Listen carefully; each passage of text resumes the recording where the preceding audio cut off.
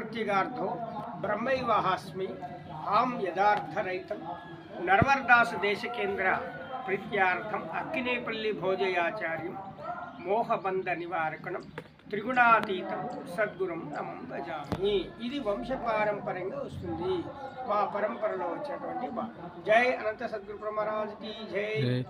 గురుగారు, గురు ఉపదేశం అంటే ఏంటి, ఎవరెవరు తీసుకోవాలా, ఎప్పుడు ఏ సమయంలో తీసుకోవాలా తెలపగలరు? చక్కటి ప్రశ్న అడిగారు మీరు. గురు ఉపదేశం అంటే మీరు ఇందాక ఒక మాట అడిగారు, గురువు పూజ అంటే ఏమిటి అని.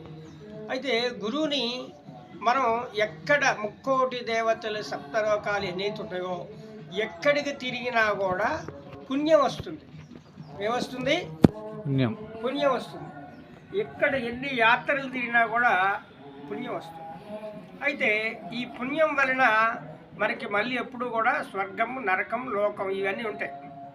వైకుంఠ లోకం ఉంటుంది, స్వర్గం ఉంటుంది, నరకం ఉంటుంది. కానీ గురువుని ఆశ్రయించినప్పుడు స్వర్గం కానీ, నరకం కానీ, వైకుంఠం అని కానీ ఈ మూడు కూడా ఉండవు. ఎందుకు? ఏంచిన గింజలు ఎలా అయితే మొలవో అలాగే ఈ గింజని, ఈ జీవుణ్ణి ఏంచుతారు. అంటే ఆత్మలో నువ్వు ఆత్మనీలమైపోవటం తప్ప నీకు జనన మరణాలే లేవు అంటాడు. జననం ఉంటే మరణం ఉంటుంది, ఇప్పుడు మరణిస్తే మళ్ళీ జన్మ ఉంటుంది. ఈ జన్మకి కారణం ఏమిటి? ఇంద్రియాలు. ధనేషణ, ధారేషణ, పుత్రేషణ.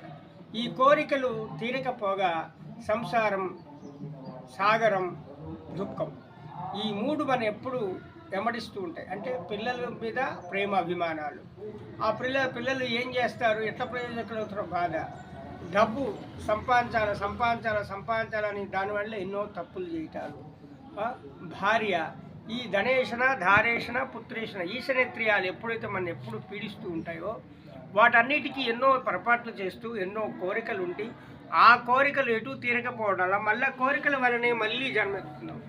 కాబట్టి ధనేషణ, ధారేషణ, పుత్రేషణ మూడు గుణాలు, ఈ మూడు ఈశనేత్రియాలు దాటకపోవటం వల్ల మనం వస్తాం. అప్పుడు గురువుని ఆశ్రయించినప్పుడు ఏం చేస్తాడంటే, గురువు అంటే గురువుకి దగ్గరగా ఉన్నటువంటి వారు బాగా ప్రేమిస్తూ గురువుని ఆరాధిస్తూ, గురుదేవ నాకు ఈ జనన మరణాలు లేనటువంటి విద్య ఏమైనా ఉందా అని అడిగాడు. అప్పుడు చెప్తున్నాడు అనమాట. అప్పుడు ఉంది ఆయన దక్షిణామూర్తి. ఎప్పుడైతే మనకి దక్షిణామూర్తి జ్ఞానాన్ని మనం ఎలా బోధించాడో మౌనంగా, జనక సుఖ సాంధీపులు వారు కూడా అలా ఈ బ్రహ్మ విద్యని అభ్యసిస్తూ, ఆ అభ్యసించినటువంటి వాళ్ళు ఎందరో మహానుభావులు ఎరుక లేక, ఈ శరీరం లేక జీవించారు. ఎరుక లేక సేవింపతగున అంటే ఈ శరీరం లేకుండా సేవించడానికి కుదురుతుందా? లేదు. పోయి ఈ శరీరాన్నే మనం ఉన్నప్పుడే దీన్ని ఆత్మను తెలుసుకోవడానికి ఆస్కారం ఉంటుంది. శరీరం లేకుండా ఆత్మను తెలుసుకోలేము, శరీరం లేకుండా ఉండలేము. కాబట్టి శరీరం అనేది ఒక నావ ప్రయాణం, మన అవసరానికి తగ్గట్టుగా మనం వాడుకోవాలి. దాన్నే మనం ఇదే కరెక్ట్, ఈ శరీరమే నిజం అని చెప్పి అనుకోకూడదు. ఎందుకంటే ఇది బ్రహ్మ అవుతుంది, కొన్నాళ్ళకి ఇది నశించిపోతుంది కదా. ఆత్మ ఎప్పుడు కూడా నశించకుండా ఉంటుంది కదా.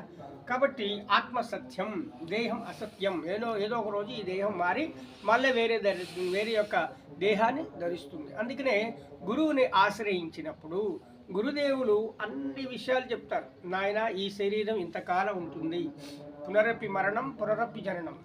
కాబట్టి పునరపి జనస్యారం జఠరాగ్ని జనయ అంటే ఈ కాలిపోతుంది, ఈ కాలిపోయిన గింజ మళ్ళీ మొలవదు.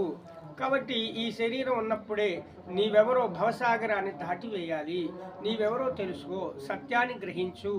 ఆ సత్యాన్ని బోధించుట ఆ గురువుని ఆశ్రయించినప్పుడు ఈ సత్సంగం చెప్తూ గురువుకి ఒక శిష్యుడు అవుతాడు. మంత్రము అనగా ఏమిటంటే గురువుని దగ్గరగా, ఆ యొక్క శిష్యుని దగ్గరగా తీసుకొని తన యొక్క పుత్రులుగా భావించి వారికి హితము చెప్పువాడు. హితం అంటే నాయన ఇట్లా బతకాలి, జీవుడెవడు, బ్రహ్మ ఎవరు, జీవాత్మ పరమాత్మ ఎవరు, ఇంద్రియాలు ఎన్ని, జ్ఞానేంద్రియాలు 5, పంచభూతాలు 5, మనోబుద్ధి చిత్తాంకారాలు 4, అంతరేంద్రియాలు 4. ఇలా భావ్యంగా అంతర్గతంగా ఇంద్రియాలు 24 ఇంద్రియాలతో ఈ శరీరం అవుతుందని, 96 తత్వాలతో ఈ జీవుడు అవుతున్నాడని, ఈ సాంఖ్య విచారణ కూడా మొత్తం అండ పిండ బ్రహ్మాండం అంతా దాంట్లో చెప్పి నీ